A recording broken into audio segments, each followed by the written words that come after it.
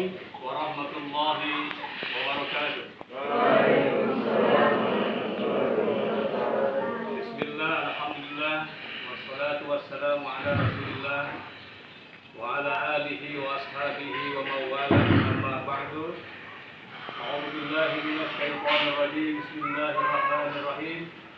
La in syakartum la azidannakum wa la in kafartum inna azabi lasyadid. Sadaqallahul azim. Para hadirin wal hadirat, Bapak dan Ibu, asatidul asatidah, santriwan santriwati Pondok Pesantren Nurul Falah Cililin, Bandung Barat. Alhamdulillah, di siang yang sedikit panas ini kita merasakan kecerahan, kebahagiaan untuk kita semua. Walaupun di masa pandemi COVID-19, mari kita semangat terus untuk hidup, semangat terus untuk merdeka, semangat terus untuk belajar, semangat terus untuk berbahagia dalam kehidupan dunia sampai kita ke akhirat. Santriwan santriwati Pondok Pesantren Nurul Falah, Bapak akan memberikan beberapa poin-poin amanat dalam rangka memperingati kemerdekaan negara kita, Republik Indonesia tercinta.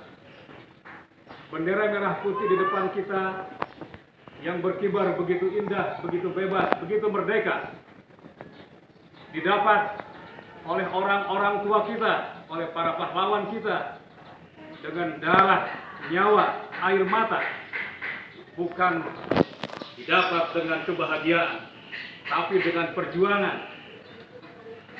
Ada cerita untuk kita perhatikan, para hadirin wal hadirat semuanya, para santriwan santriwati Pondok Pesantren Nurul Falah Cililin, sebagai kebanggaan bendera kita semua ini didapatkan dengan jerih payah air mata dan nyawa. Sebagai lambang pemersatu negara kesatuan Republik Indonesia. Waktu itu Indonesia belum ada, yang ada terkenal dengan nama Nusantara. Para tokoh nasional, para ulama yang diwakili oleh Al-Habib Muhsin Abu Bakar di Luar Batang, Jakarta, mengundang para ulama se-Nusantara untuk rapat, untuk bahsul masail, untuk merapatkan kenapa Nusantara ini dijajah sekian, kurang lebih 200 tahun belum ada perlawanan. Indonesia dijajah selama 300 lebih oleh Belanda. Namun masyarakat bangsa Nusantara waktu itu dengan sporadis memperjuangkan daerahnya masing-masing. Al-Habib Muhsin Abu Bakar Luar Batang bermusyawarah, bermufakat dengan para ulama. Kira-kira kenapa kita ini tidak melawan Belanda? Kita sudah dijajah selama 200 tahun. Lalu Al-Habib membuka referensi yang ditemukan di dalam kitab Sahih Muslim yang sering kita baca. Di pesantren-pesantren Nusantara itu menjadi kajian utama untuk kehidupan sehari-hari. Ternyata Habib saya menemukan ada hadis Nabi. Rasulullah SAW bersabda, hadatsani Rasulullah SAW, Allah a'tani al-kanziyah al-ahmar wal abyad. Kata Rasulullah SAW, telah dikeluarkan, telah didampakkan dari Masyriq wal Maghrib di alam dunia ini, lalu diperlihatkan kepadaku dan diberikan kepadaku suatu perhiasan yang sangat indah sekali. A'tani kanza al-ahmar wal abyad, suatu pusaka yang berwarna al-ahmar wal abyad, merah putih. Lalu Al-Habib Husain bin Abu Bakar Luar Batang, Jakarta, bermufakat dengan para ulama. Ini kita jadikan sebagai lambang pemersatu umat. Nusantara. Dijadikanlah bendera Sang Saka sebagai pemersatu umat bangsa Indonesia menjadi fokus perjuangan melawan Belanda pada waktu itu. Akhirnya mensosialisasikan, mendakwahkan bahwa pemersatu umat adalah Sang Saka Merah Putih. Lalu di berbagai macam acara sebagai kultur budaya umat Islam Indonesia, semuanya harus ada bendera merah putih.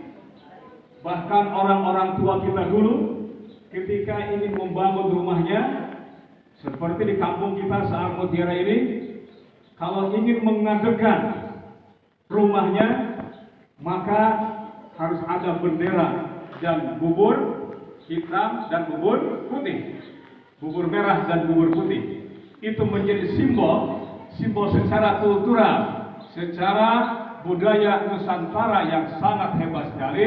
Para ulama, para tokoh bangsa kita yang cerdas-cerdas ini menyimpulkan warna merah putih sebagai lambang persatuan umat Nusantara.